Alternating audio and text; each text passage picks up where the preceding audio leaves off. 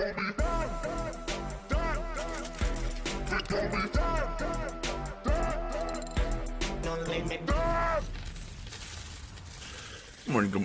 morning. Nice little rally. Not bad. Made a few moves. Expecting a lot of Batman head-like activity. We are getting up to that September 30th when we're supposed to, quote-unquote, know more about what the Chinese feel like doing. It's very nice of them to inform the rest of the world and their people on what they're going to do with cryptocurrency. If you listen to my channel more than once, you already know I don't care. 136, not bad at all. About to be that 4K Bitcoin, as Crypto Daily would say, the 4K. Bitcoin around 400, 450. But what I have been doing, look at that Litecoin, or Neo. I mean, how are people not scooping up Neo at like 15 and just making an absolute killing? It is definitely see, that's the thing. Okay, so people ask me about trading. They're like, they ask me a lot about trading. And if you watch yesterday's video, I had like a little brief overview of how I came up. And the thing about it is, because people always ask me, it's like, oh man, no limit coin, you know, you trading that or you trading this and that. And it's like, dude, I would absolutely break no limit coins market. I would break Brave Attention's token. I'd break Bat token's market. Like, when you start to expand, you can't just trade like you want. Like, hardcore trading requires you being able to have a lot of liquid. And it's not really worth it because I have a lot. So what I have been doing is I've been purging just all the alts that I had. I have so many alts. I had so many ICOs, like just crazy amount of alts that I had to get rid of because it was just jambled. It was just stupid. I'd go into Mew and I'd see like, I don't know, 10 different coins, 14 different coins. I'd go on all these exchanges. So I've just been purging them and making my roots deeper because this was a very nice. The thing people don't realize about what happened is they think that we had a big plus, but really you have bigger players like Kyber Network, Chainlink. I think it was actually not a bad thing that these coins, these ICOs had someone stop them for a little bit because we were running rampant. There was just too much money being spread thin. Think about, it's basically if you have 130 billion market cap, yet you add a Chainlink, you add Kyber Network, you add all these new type of coins. You know, I mean, Walton's been around not that long, but these coins are all sucking up a lot of market cap and a lot of the volume. Walton's lower on the market cap, but higher on the 24-hour volume. It's one of the higher low buys.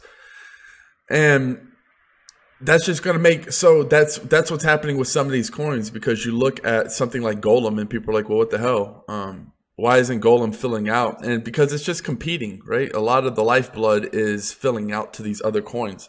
And I was saying in my other videos that in a way it was kind of bad because it was like inflation from within. Because you're just creating that's the one thing that's kind of shitty about cryptocurrencies is you can just create one whenever you want and you can suck up market cap. And a lot of scams or a lot of bullshit projects are holding up innovative money that could be going somewhere else. I like the fact that there would have been fewer coins. I'm not a big fan of having this many coins.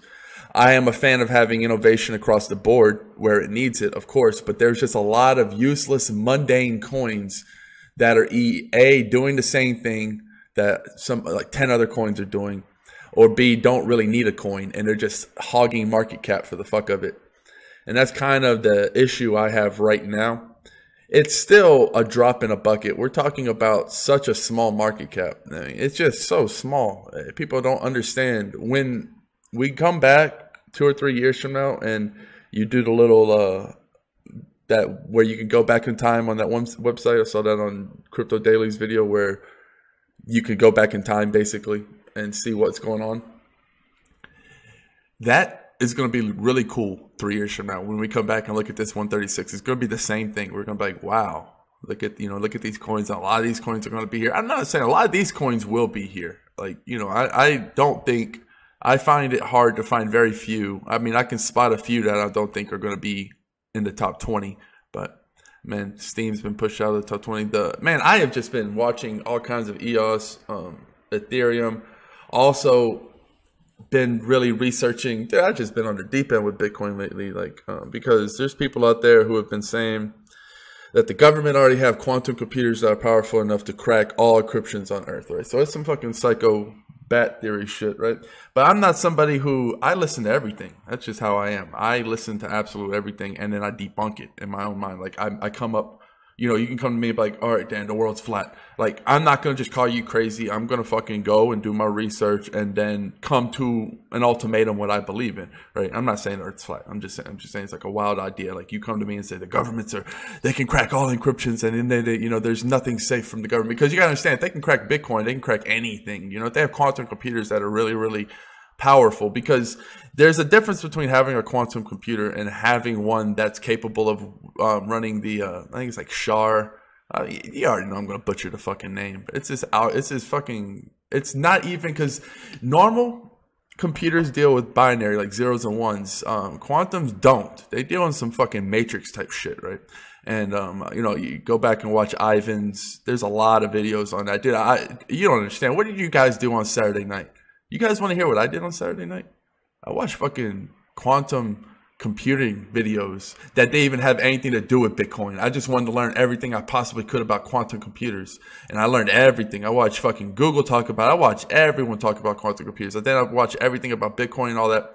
And I'm a firm believer that they do not have the power, because a lot of people like to think of it like they're saying like it's a game and they can just shut it off at any time. There was a popular YouTuber that came up with some kind of crazy ass video. I'm not going to say names, but you probably already know who it is.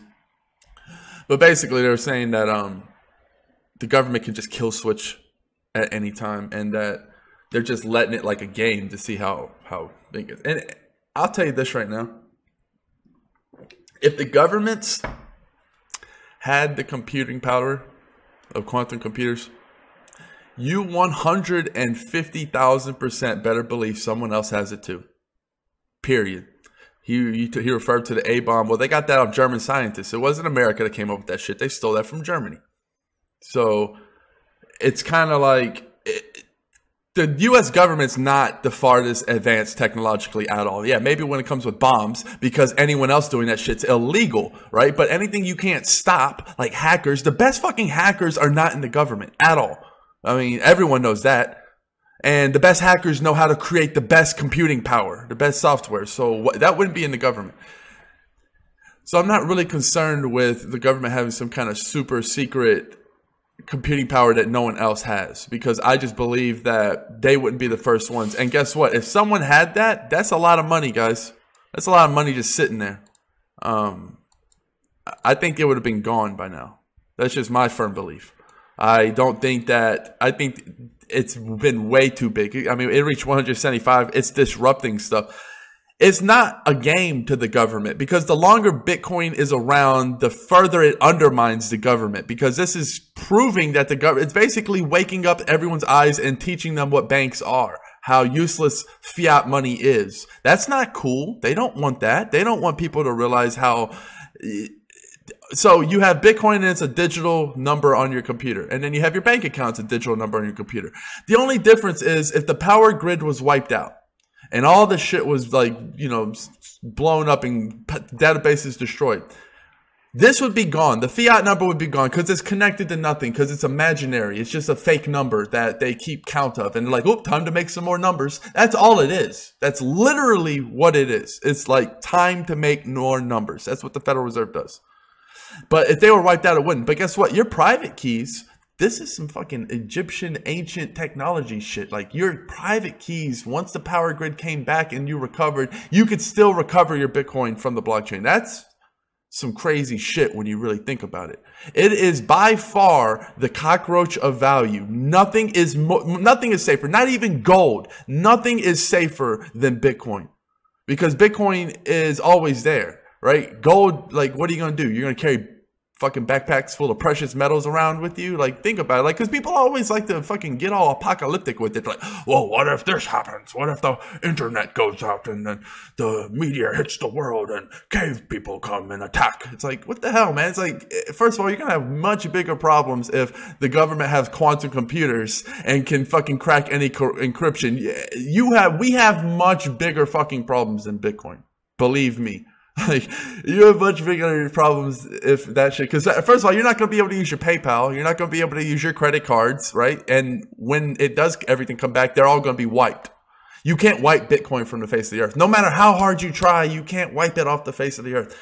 So, I don't know. It's like a root in our evolution. It's something that humans have gotten so advanced and so crazy that they've done created something that's just unstoppable, right? You can't. It's just like the cockroach, right? It can't be destroyed. It's like a gangster ass fucking diamond cockroach, I guess, because it's basically like it can survive anything, even the apocalypse. I just thought that was interesting because people are really, you can really start to see like the weird FUD and how people get real weird. Like the longer you get into something where you have to have a little bit of gusto, right? A little bit of inner, right? Because you gotta be able to hold during the hard times. There's gonna be a lot of people that are bashing your beliefs. And dude, like I said, tell me Bitcoin's something wrong with it. Like, please, like, prove to me that what I envision is wrong. I'm not somebody, dude. I could be 90 years old, have this one thought that I taught everyone and I believed in 150,000% my entire life. And you can come to me at the end of my life and be like, I could prove you wrong. And I would die 100,000 times more of a happy person if you were able to prove me wrong. It's that simple. I love being proved wrong. So it's just, if the governments had quantum computers, other people have quantum computers, this would be gone. It would not be here. Just because you have a quantum computer doesn't mean you have one that's nearly good enough to do this, because it takes a long, long time. And by that time, Bitcoin is meant to scale in that type of thing. You already have things from Qtum that they can adopt for Bitcoin. So the threat's already in mind. And it's not that easy. It's not as easy because they're already making it more and more resistant in that type of way. But yeah, just thought that was kind of odd and random because I like to look my head into the YouTube verse every once in a while and see what the common consensus is. And I always get kind of like a weird little feeling for how the community's going. And right now there's a lot of people don't know quite what's going on. There was a guy, a popular YouTuber, who's talking about, man, I'm taking all my money out of crypto because there's some weird things going on with the Bitcoin buy orders. And I mean, I don't know, like, I haven't been doing this thing for that, long enough, but I'm very familiar with my time here on trading, and that's just perfectly normal. It's just what it is. Like, I don't know. People don't understand the psychology that goes into markets. People put up a big sell wall to try to create panic. They'll create a big buy wall to try to get it to go up. That's humans, man. That's humans with millions. Anyone can do that. It's just, there's people who are really, really good at it. I'm not that great at it. Because I don't spend my time doing that shit. I'm not trying to manipulate markets. I'd rather build businesses. I don't see. All right, that's another thing. What you do all the time is what you become good at. And a lot of people do whatever makes them money. And that could be a variety of things, right? But you got to make sure what you're doing actually is cool, right? Because like, you don't want to become an expert market manipulator and then that's like your gig. I'd rather become an expert business builder, and that's my gig. It's just better. I don't know. I don't want to have to rely on crashing markets, and then if you fuck it up, you can really, really hurt your overall value, because it's a dangerous game to play. I've been setting lures for real cheap, man. At 4.4. Wow. With the Bitcoin's rise right now, you're going to see a lot of cheaper coins. Like, see, that's the thing. If you looked at EOS, you see it's up 3%, right? But it's not. It's down. Look at that. You see? It's down -3%. That's the BTC price. Don't look at fiat. I don't look at fiat. Like, why are you looking at fiat? I don't deal with fiat. All I deal is in Bitcoin. So I could give two shits less about what the fiat price is. It's all these numbers don't make sense if you're only dealing with fiat. Where's SYS going? Always like these are like my two. Brave basic attention token. I always look at these tokens to kind of see, and now it's EOS to kind of see where the market is. Pillar just got, that was what? Pillar was down 50%, and now it's, what just happened? That's some Ether Delta shit right there. That's some fucking, somebody misclicked. Wow, that sucks. That's the thing I hate about Ether Delta. It doesn't make any sense. You can literally misclick and overbuy. And that's what somebody just did for, I don't know. Ouch. What were they trying to do? 1919. Oh no, they missed the 1. The poor bastards were probably, it was probably 18. No, I don't know. That's hard to do. Oh, humans, that sucks. So that just, because this thing was down 50%. And then out of nowhere, I just look at it and now it's up because it was at 7. So I don't know what the hell. Pillar doesn't have a lot of volume, no. I have Pillar, dude. That's what I want to do. I have so many tokens that I'm trying to liquidate, but Pillar was too down for me. I was going to sell it around 15 cents if I was going to sell it. Keep in mind on chain. It's just, there's a lot of good coins. A lot of people are coming out and buying these ICOs, and it's just a lot of them have a lot to prove. Man, I don't know. If it's not an actual concept, if it's not an actual platform, I don't even care how good you are. Like, it needs to be like Dan Larimar with EOS Trust. You know, it needs to be some kind of crazy, I mean, I either need to A, be a part of the business, so I know it's going to happen 100%. I know the updates. I know what's going on. Or it just has to be someone I've done enough research on. And that's the thing, man. A lot of these ICOs, these quote-unquote all-stars, man, you go to the LinkedIn profile, and you're like, oh, he worked for Google. Oh, he did this. And it's cool. But then you go to YouTube or you try to read up anything on him, and you can't. You know, there's not much on the internet about it. It's like, dude, I can listen to Dan Larimar talk for 10 hours, literally. Him talk about everything. Dude, I watch all of it. All of his videos. Talking about the video where he talks. So him and Vitalik are talking at the conference. Some conference, right? And he's like, this is like, you know, younger Dan and younger Vitalik. And he's asking about Ethereum, like when it's like brand new, like fucking asking all these questions. And it's just amazing.